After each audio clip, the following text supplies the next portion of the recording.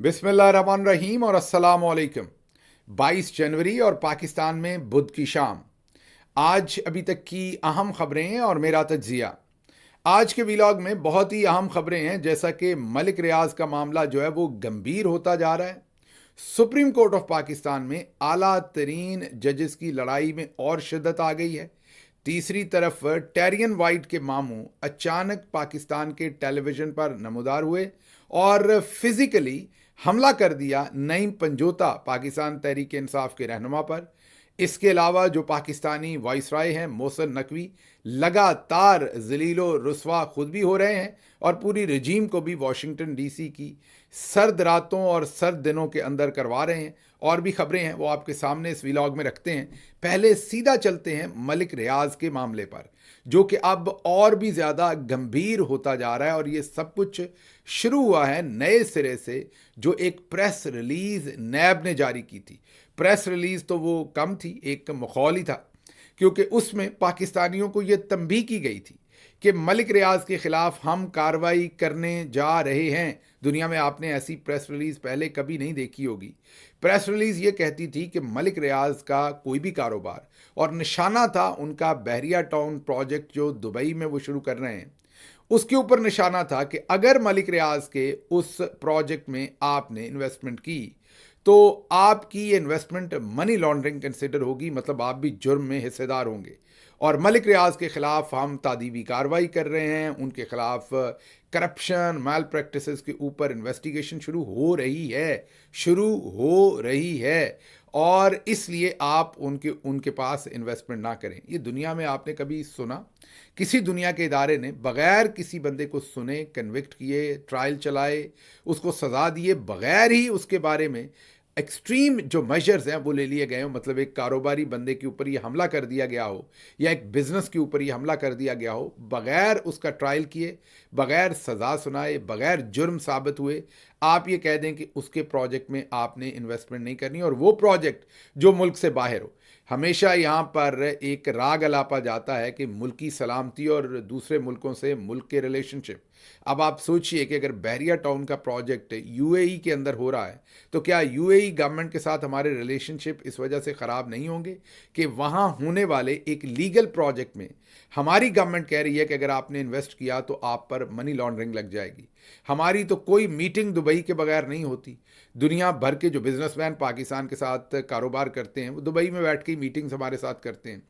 अगर हम रिवर्स उनको इल्ज़ाम देंगे मनी लॉन्ड्रिंग का, भले निशाना मलिक रियाज हैं लेकिन इससे दो तरफा ताल्लुकात तो ख़राब हो सकते हैं, तो वो हमें फिर क्या कुछ नहीं कह देंगे। हमारा तो सारा कुछ ही उनके थ्रू फिल्टर होकर बदकिस्मती से आता है पाकिस्तान के अंदर।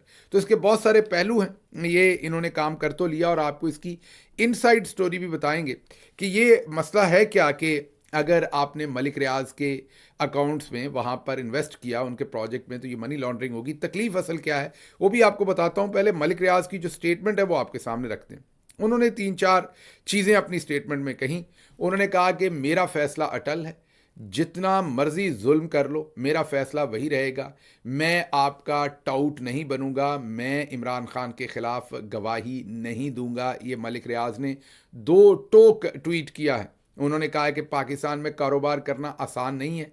40 साल मैंने खून पसीना बहाकर अल्लाह के फजल से बहरिया टाउन बनाया और आलमी सतह पर हाउसिंग का पाकिस्तान में आगाज़ हुआ। मुझे अल्लाह ने इस्तकामत दी और मैंने अपने तमाम वादे पूरे किए, लेकिन इनके दौरान करप्ट सरकारी अफसरों और बहुत सारे और लोगों की रुकावटों की वजह से तअत्तल भी आया, लेकिन मैंने अपने तमाम वादे जो हैं वो पूरे किए। पूरी ज़िंदगी से सुन रहे थे कि पाकिस्तान का कोई वर्ल्ड क्लास ब्रांड होना चाहिए, मैंने वो ब्रांड बनाया और अब वो वर्ल्ड क्लास ब्रांड जो है वो बहरिया टाउन दुबई में प्रॉपर्टीज़ का आगाज़ कर रहा है और वहाँ पर अब जो प्रोजेक्ट्स है वो बिल्ड कर रहा है। नैब का आज जो, और उस पर उन्होंने जो अपनी दुबई की तरक्की का राज, उन्होंने जो वहाँ के शेख मोहम्मद बिन राशिद अल मखतूम का विज़न और नैब जैसे अदारे का ना होना है, उन्होंने ये भी कहा। और उन्होंने कहा कि नैब का आज जो प्रेस रिलीज़ आया वो असल में ब्लैकमेलिंग है, और ब्लैकमेलिंग ये है कि मेरी प्रॉपर्टीज़ में कोई इन्वेस्ट ना करे। अब ये तो आपने सुन लिया कि नैब ने एक प्रेस रिलीज़ दे दिया, मलिक रियाज का जवाब आ गया। मलिक रियाज ने वाजे कह दिया कि ये जो आप मुझे प्रेशराइज करके कोशिश कर रहे हैं कि मैं आपकी बातें मान जाऊं और इमरान खान के ख़िलाफ़ बयान दे दूं। आप भले मेरे तमाम प्रोजेक्ट्स बंद कर दें और भले आप कहें कि मेरे प्रोजेक्ट्स में इन्वेस्ट करना मनी लॉन्ड्रिंग होगी, मैंने आपकी बात मान कर इमरान खान के ख़िलाफ़ गवाही नहीं देनी। तो ये बात तो सेटल हो गई। अब दूसरी तरफ आते हैं, आपके जहन में सवाल होगा कि ये इतनी उलझन क्या है। चले, मलिक रियाज को तो पकड़ना है, उनकी तो वहाँ से एक्सट्रेडिशन करवानी है, वो तो एक अलग पहलू है। उनके प्रोजेक्ट में इन्वेस्ट क्यों नहीं करने देना, ये क्या मसला है, मैं बताता हूँ। एक तो बहुत सारे हमारे जो जनरल साहबान हैं जब रिटायर्ड होते हैं तो मलिक रियाज साहब के पास ही नौकरी करते हैं। अगर आप उनके सिर्फ इदारे की पुरानी लिस्ट, कोई उनका पेरोल निकाल लें तो आपको अंदाज़ा हो कि कौन कौन से जनरल वहाँ से फैज़याब हुए हैं, कौन कौन से जनरल जो हैं वो उनके पास नौकरी करते रहे, कौन कौन से उनके कंसल्टेंट रहे। तो एक तो बैरिया टाउन, यहाँ से उठ के वहाँ चला जाएगा तो नौकरियाँ फिर वहाँ मिलेंगी ओपन मार्केट में लोगों को। यहाँ तो हम ब्लैकमेल करके नौकरियाँ देते थे, मतलब कि लेते थे, जब काम नहीं होने देते थे। मलिक रियाज ये जिक्र भी कर रहे हैं कि मेरे बहुत सारे कामों को डिले किया जाता था करप्ट ऑफिसर्स के होते हुए, लेकिन फिर भी मैं वादे पूरे करता था। लेकिन अब वो तमाम, जब आप यहाँ पर बिजनेस ही नहीं करेंगे, इनके नरगे में ही नहीं होंगे, ये आपके ना काम रुकवा सकेंगे ना निकलवा सकेंगे, तो फिर नौकरियाँ भी किसी और को मिलेंगी। तो वो जो बड़े बड़े करोड़ों रुपए तनख्वाह की नौकरियाँ होती थी वो भी अब दुबई शिफ्ट हो जाएंगी। तो पहला तो रोज़ी रोटी पर यहाँ पर लात पड़ रही है। दूसरी इसमें मसला एक और है। पाकिस्तान के अंदर जो रियल स्टेट का सेक्टर है उसमें भी हमारे चौधरी साहब का बहुत बड़ा इंटरेस्ट है, बल्कि सबसे बड़ा इंटरेस्ट उन्हीं का है। आपके सामने डीएचए जो है वो सबसे बड़ा फ्लैगशिप प्रोग्राम है। अब डीएचए में जो सबसे कलीदी इन्वेस्टमेंट है वो ओवरसीज़ पाकिस्तानी करता है। ओवरसीज़ पाकिस्तानी क्यों करता है, मैं थोड़ा सा बता दूं। बहुत सारे लोग सोचते होंगे ये जो मुल्क से बाहर रहते हैं, जहाँ पर उनकी करेंसी भी डेप्रिशिएट कम होती है, और उसके बावजूद ओवरसीज़ पाकिस्तानी पाकिस्तान आकर इन्वेस्टमेंट क्या क्यों करते हैं। दो तीन वजूहात हैं। एक तो वतन की मोहब्बत, पहली बात सबसे, हर बंदा अपने मुल्क के साथ जुड़ा रहना चाहता है। दूसरा, फिर ज़रा हम में थोड़ी फूफा भी है, हमने अपने शरीकों को भी दिखाना होता है कि हमने क्या कुछ ख़रीदा है, वो भी एक मामला है कि वहाँ। तीसरा, बहुत सारे जो ब्लू कॉलर और उसके अलावा जो कारोबारी तबका है पूरी दुनिया के अंदर, वो टैक्स वैक्स हमें, क्योंकि पाकिस्तान में देने की आदत नहीं है, वहाँ भी हम थोड़ा सा जिग जैग मारते हैं। तो जो टैक्स का पैसा बहुत सारा बचा होता है वो उन मुल्कों में तो खपाया नहीं जा सकता, वो वहाँ से निकाल के आपने कहीं इन्वेस्ट करना है। तो फिर पाकिस्तान ही, क्योंकि हम लोगों के कुछ और इश्यूज़ हैं, किस दिन और बात करेंगे। किसी भी मैं कॉन्टिनेंटल या अमेरिकन या इटालियन या किसी भी रेस्टोरेंट में जाऊं, शाज़ो नाज़र है कोई पाकिस्तानी वहाँ पर नज़र आए। हम खाना भी अपना ही खाते हैं, हम लोग भी अपनों में मिलते हैं, हम कभी किसी सोसाइटी में घुलते मिलते नहीं। ये बहरहाल किसी और वक्त का मौजू है, इस पर किसी और वक्त बात करेंगे कि हमारे क्या इश्यूज़ हैं। लेकिन इस वक्त मैं जो आपसे बात करना चाह रहा हूँ कि सबसे ज़्यादा इन्वेस्टमेंट ओवरसीज़ पाकिस्तानी करते हैं वापस। और अब अगर बैरिया टाउन ले गया अपना प्रोजेक्ट दुबई में, तो ओवरसीज़ पाकिस्तानी चलें किसी और को जानते हैं नहीं, मलिक रियाज को जानते भी हैं और एतमाद भी करते हैं, तो वो अपनी इन्वेस्टमेंट वहाँ शुरू कर देंगे। जब वहाँ करेंगे तो पाकिस्तान नहीं जाएगी, पाकिस्तान नहीं जाएगी मतलब कि डीएचए में नहीं जाएगी। जब डीएचए में नहीं जाएगी तो आपको पता है फिर हमारी कंपनी बहादुर जो है उनको मसला बन जाएगा। तो ये रोज़ी रोटी का मसला है। मलिक रियाज के साथ एक फड्डा तो ये है कि वो हर सूरत इमरान खान के खिलाफ बयान दे, और दूसरा फड्डा ये है कि नौकरियां भी हमारी ले गए हो और अब इन्वेस्टमेंट भी हमारी ले गए हो उन्हीं ओवरसीज़ पाकिस्तानियों से, जिनको हम इंतशारी भी कहते हैं, जिनके बारे में हम कहते हैं कि वो सिर्फ यहाँ लाशें दफनाने आते हैं और उनका कुछ लेना देना नहीं है, जिनको कहते हैं वो वहाँ रहते हैं वहीं सियासत करें, यहाँ आपका क्या लेना देना है, जिनके शनाख्ती कार्ड और पासपोर्ट ब्लॉक करने की हम धमकियाँ देते हैं, उन्हीं का पैसा अब हमें चाहिए। बहरहाल अगली खबर की तरफ बढ़ते हैं। अगली खबर बड़ी इंटरेस्टिंग है और वो खबर है कि आज टेरियन वाइट के मामू ने पाकिस्तान के टेलीविज़न पर हमला कर दिया। जी हाँ, अचानक नमूदार हुए टेरियन वाइट के मामू, और उन्होंने अपनी भांजी के लिए उनके वालिद ढूंढने की दोबारा से कोशिश शुरू की। ये नून लीग का वतीरा है, नून लीग वाले टेरियन वाइट के लिए उनके वालिद ढूंढते फिर रहे हैं। हालांकि टेरियन वाइट ने कभी नहीं कहा कि मेरे लिए ये करें, लेकिन जाहिर है मामू हैं, इनके लिए एक परेशानी है, उसका बाइस बनते हैं। अब जैसी ज़ुबान इस्तेमाल की जाती है वैसा जवाब देना पड़ता है बदकिस्मती से। जैसे मैं यहाँ से आपसे बात कर रहा हूँ, मैं ऐसे हालात में हूँ कि मैं मौज़ब तरीके से बात कर सकता हूँ, क्योंकि मुझे कोई कन्फ्रंट नहीं कर रहा, मुझ पर कोई हमला आवर नहीं हो रहा, किसी माफिया के साथ मैं टेलीविज़न पर नहीं बैठा। जब आप टेलीविज़न पर बैठते हैं, या मैं वहाँ पर होता था, प्रेस कॉन्फ्रेंसेस करता था, तो इस माफिया के साथ इसी जुबान में जवाब देना पड़ता था। फिर आप में से बहुत सारे लोग कहते थे देखें आपकी जुबान, आप भी वैसे ही हो गए, आप तो प्रोफेसर थे, आपको बेहतर जुबान में बात करनी चाहिए थी। ये ज़रा टेरियन वाइट के एक मामू हैं, इन्होंने किया क्या है ये ज़रा देखिए। सिर्फ और सिर्फ किरदार उसका नहीं है, उस गंजे का किरदार नहीं है जो भगौड़ा भाग गया खबर से। इमरान खान डटा रहा, खड़ा रहा, भागा नहीं है। कौन है टेरियन? बताओ कौन? आप बताओ, आप बताओ। सकरी खान किसको है? नाजायज मरियम है। मरियम कैसे नाजायज? नाजायज है, कैसे नाजायज? जैसे तुम बकवास कर रहे हो। बताओ कैसे नाजायज है? ठीक है, कैसे नाजायज बात करो। बताओ कैसे नाजायज? एक मिनट प्लीज ऐसे ना करें, प्लीज ऐसे ना करें।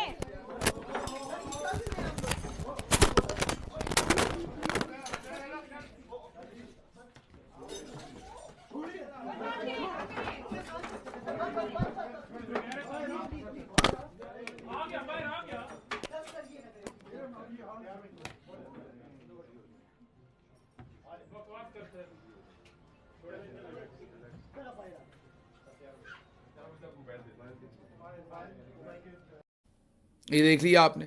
अब नईम पंजोता वहाँ पर अपनी बातचीत कर रहे थे, एक यंग लॉयर हैं, इमरान खान के साथ खड़े रहे हैं, अपनी पार्टी का बयानिया दे रहे थे, और वो अचानक उनको, क्योंकि और कोई जवाब नहीं, आजकल बिल्कुल फ्रस्ट्रेटेड हुई है नून लीग, समझ नहीं आ रही उस तरफ दूसरी तरफ बाजी क्या करती फिर रही हैं, वो आपको पता है, मुझे वो बताने की ज़रूरत नहीं है। फ्रस्ट्रेशन के आलम क्या है, इनके वज़ीरों के क्या बयानात है, मैंने पिछले व्लॉग में रख दिया।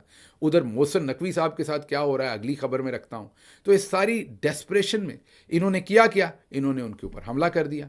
और वही बात है टेरियन वाइट से जब उन्होंने वैसा ही जवाब मरियम बीबी के बारे में दिया तो फिर वहाँ पर फटा हो गया। हालांकि ऐसी चीज़ें, ऐसी गलाजत जो है वो कोई भी किसी पर फेंक सकता है। सोशल मीडिया पर जाके देखें तो भरी पड़ी है, लेकिन इस गलाजत का आगाज़ पाकिस्तान के अंदर सेहरा जो है वो अभी भी ज़िंदा है, अल्लाह उनको ज़िंदा रखे, मियाँ मोहम्मद नवाज शरीफ साहब के सर जाता है। मोहतरमा बेनज़ीर भुट्टो की जाली, नंगी, गंदी वीडियोज़ और तस्वीर, जी हाँ, वीडियोस भी इनके पास थी, वो जारी नहीं कर सकते थे, उस ज़माने में टेक्नोलॉजी नहीं थी, वो भी जाली तौर पर बनाई गई थी। तस्वीर हेलीकॉप्टर से फकवाई गई थी।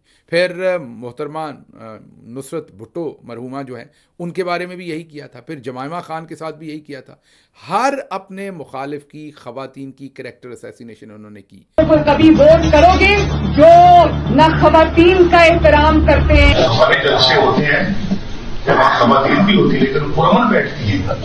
खवातीन आती है, जलसा सुनती है और पुरअमन बैठती हैं और कोई वहां पे ये धमाल या कोई अपना नाच गाना नहीं होता।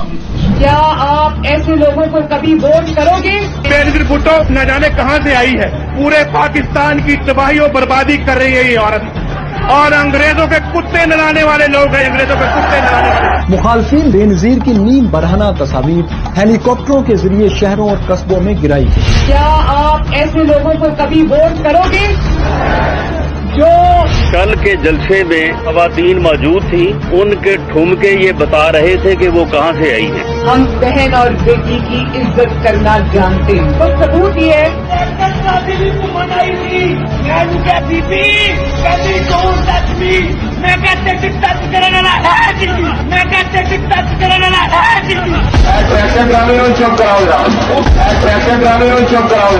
क्या आप ऐसे लोगों को कभी वोट करोगे जो उस तरह का जलसा नहीं है जो मुखालिफिन का जलसा होता है। वो कल भी आपने टीवी में देखा है। और बहनें वहाँ पे क्या कर रही थी, बहनें उन्होंने यहाँ पर आकर अपनी करियर को सेट दिया आपके लिए नाच के।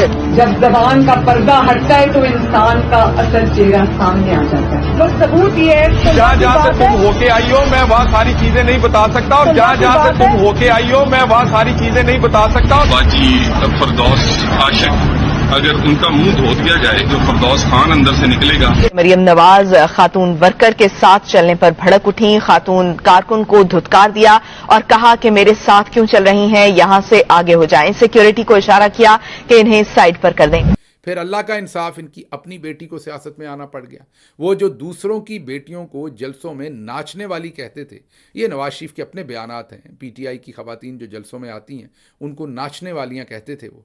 आज उनकी अपनी बेटी जो है वो आप सबके सामने सियासत कर रही हैं। हम तो उनके बारे में ऐसे अल्फाज नहीं कहेंगे, हालांकि वो ऐसी बहुत सारी हरकतें करती हैं। अभी हाल ही में जो हैंड शेक का या हैंड हग का मामला, जिस पर मेरे ऊपर अब 50 मुकदमे होने जा रहे हैं, और ये वाले मामलात आपके सामने हैं। लेकिन ये अल्लाह की आवाज़ होती है, अल्लाह की लाठी की आवाज़ होती है जो आती नहीं है, लेकिन वो पड़ती है आपको। ये नवाज शरीफ साहब को पड़ी है, और आज अपनी बेटी पर जब कोई सवाल उठाता है तो फिर ये हमला आवर हो जाते हैं। लेकिन ये एक माफिया है, इनके साथ इसी तरह से निपटा जा सकता है। यकीन कीजिए, वो नईम पंजोता हो या कोई और हो, मुश्किल होता है इनके साथ निपटना, आसान काम नहीं है इस माफिया के साथ। अच्छा जी, अगली खबर आपके सामने हम रखते हैं अमेरिका से, जहां पर वॉइस रॉय मोहसिन नकवी जो हैं वो मज़ीद रुसवा हो रहे हैं। एक जगह से दूसरी जगह फिर रहे हैं, एक कांग्रेसमैन से दूसरे कांग्रेसमैन से मिल रहे हैं। मकसद एक ही है बेचारों को, अभी तक 2 से 3 कांग्रेसमैन को मिल चुके हैं, और मकसद एक ही है कि किसी तरीके से आज जो 22 तारीख को कांग्रेशनल हेयरिंग हो रही है उसका थोड़ा सा प्रेशर रिलीज़ करें, और यहाँ पर अपने आप को एक वज़ीर ख़ारजा के तौर पर भी पेश करें। ये हम नहीं कह रहे, अब इनके अपने बंदे मीन जो इनके हवारी हैं, हुसैन हक़ानी साहब, जिनको गालिबन रिपोर्टेडली मीडिया के मुताबिक आप सबके सामने था कि किस तरीके से जनरल बाजवा ने हायर किया था। सारी उम्र वो हमें ये बताते रहे कि मैं एंटी मिलिट्री हूँ, लेकिन मीडिया रिपोर्ट कर रहा है कि वो $30,000 गालिबन मीडिया रिपोर्ट करता है कि महाना उसके ऊपर वो जो पाकिस्तान मिलिट्री है उसको अपनी सर्विसेज देते रहे। लेकिन हमें सारी उम्र यही बताते रहे। सारी उम्र का मतलब, पहले तो वो ज़ियाउल हक साहब के साथ थे, उनका वो इकबाल बुलंद किया करते थे। किसी ज़माने में तो वो प्रो एस्टेब्लिशमेंट ही थे, वो भी एक ऐसे ही काम उन्होंने किए शुरू में, लेकिन बाद में उन्होंने अपने आप को पेश किया कि मैं डेमोक्रेसी के साथ हूँ, मैं जमहूरियत के साथ हूँ। लेकिन जनरल बाजवा के साथ मिलके तमाम कारगुजारी जो वाशिंगटन में है उसमें उनका भी हिस्सा था। अब वो भी तनकीद कर रहे हैं और वो कह रहे हैं कि जो मोहसिन नकवी हैं उन्हें वाशिंगटन इन दिनों में आने की कोई ज़रूरत नहीं थी, और अपने आप को एक फॉरेन मिनिस्टर के तौर पर पुट अप करने की ज़रूरत नहीं थी। क्यों? अब दूसरी तरफ आपके सामने ज़ल्मे खलीलज़ाद साहब की स्टेटमेंट रखते हैं। उन्होंने जो स्टेटमेंट दी है उससे तमाम चीज़ें जो हैं वो वाज़े हो गई हैं। चौधरी साहब की नाकामी और असल में इन्होंने पाकिस्तान के साथ कर क्या दिया वो सब कुछ सामने आ गया। ज़ल्मे खलीलज़ाद ने ये कहा है कि हिंदुस्तानी वज़ीर ख़ारजा जयशंकर जो हैं उन्होंने पहली लाइन में बैठकर ट्रंप की जो ऑफिशियल इनॉग्रल या हल्फ बर्दारी की तकरीब थी उसके अंदर शिरकत की। उन्होंने कहा अगर आज इमरान खान जेल से बाहर होते तो मैं यकीन से कह सकता हूं कि इमरान खान इस तकरीब में मेहमान खुसूसी के तौर पर आते और पाकिस्तान के लिए उसमें बहुत फ़ायदा होता। इमरान खान को जेल में रखा गया, इमरान खान इस तकरीब में नहीं आ सके, ये पाकिस्तान का नुकसान है। अभी भी जनरल आसिम मुनीर का नाम तो उन्होंने नहीं लिया, लेकिन जाहिर है इमरान खान कैद में तो जनरल आसिम मुनीर की है ना, बाकी सब कुछ ये अदालतें ये वो फला ये तो सब दिखावा है। तो उन्होंने इशारा किया जनरल आसिम मुनीर की तरफ कि आप इनको फौरी तौर पर रिहा करें, वरना आप पाकिस्तान का हर रोज़ नुकसान कर रहे हैं। ज़ल्मे खलीलज़ाद एक बड़ी आवाज़ हैं, बड़ा नाम है, और ट्रंप एडमिनिस्ट्रेशन में उनको कोई ना कोई बहुत अहम ओहदा मिलने की भी तवक्को है, क्योंकि साबिका अदवार में उन्होंने वो सफ़ीर भी रहे हैं और अफ़गानिस्तान और हमारे सारे रीजन के खुसूसी एलची भी रहे हैं, मतलब खुसूसी वो एम्बेसडर भी रहे हैं सारे इलाके के। बहुत ही गहराई से जानते हैं पाकिस्तान के मामलात को, पाकिस्तानी मिलिट्री को और अफ़गानिस्तान को, और इस सारी सूरत हाल में से क्या निकल सकता है। तो ज़ल्मे खलीलज़ाद साहब की जो स्टेटमेंट है उसी को अगर आगे बढ़ाते हैं, दूसरी तरफ देखते हैं कि हम तो बड़े खुश हैं कि हम अपने लोगों के सॉफ्टवेयर डेवलप कर रहे हैं, हार्डवेयर डेवलप कर रहे हैं और अपडेट कर रहे हैं, हम उसी में लगे हुए हैं, किसकी कॉल रिकॉर्ड करनी है, किसी की वीडियो रिकॉर्ड करनी है। दूसरी तरफ क्या हो रहा है? दूसरी तरफ मार्को रूबियो जो वज़ीर ख़ारजा हैं अमेरिका के, सेक्रेटरी ऑफ स्टेट, उन्होंने पहले दिन जो मुलाकातें की हैं उनमें उन्होंने ऑस्ट्रेलिया के वज़ीर ख़ारजा से, जापान के वज़ीर ख़ारजा से, और उसके साथ किसके साथ, हिंदुस्तान के वज़ीर ख़ारजा जयशंकर के साथ। और इससे आपको प्रायोरिटीज़ का अंदाज़ा होता है। हमारे वाला जो कुगू है वो कांग्रेसमैन से मिलके शोबदेबाजियाँ कर रहा है, लेकिन ठीक कर रहा है। उसने सारी उम्र जो किया है, जिस तरीके से उसने लोगों को बेवकूफ़ बनाया है, वो तो अब हाफिज़ साहब की मेहरबानी है कि हाफिज़ साहब ने एक तरफ मरियम साहबा हमें गिफ्ट की हुई हैं, एक तरफ ये किए हुए हैं। तो वो अज़मा बुखारी साहबा ने ठीक ही कहा था, हाफिज़ जी तुन के रखो, तो तुन के रखें जनाब पाकिस्तान को, क्या जाता है किसी का। बहरहाल आगे जो आखिरी आखिरी खबर हमने आपके सामने अदालत की रखनी थी, लेकिन वो कल सुबह रखेंगे क्योंकि वो बड़ी डिटेल्ड खबर है। सिर्फ एक खबर आपको रख देते हैं। अनवर इकबाल वाशिंगटन में डॉन अखबार के लिए लिखते हैं, बहुत ही मोतबर जर्नलिस्ट हैं अनवर इकबाल साहब, अच्छे जर्नलिस्ट हैं, अच्छा काम करते हैं। उन्होंने अनवर इकबाल साहब ने ये खबर दी है कि अमरीकी वज़ीर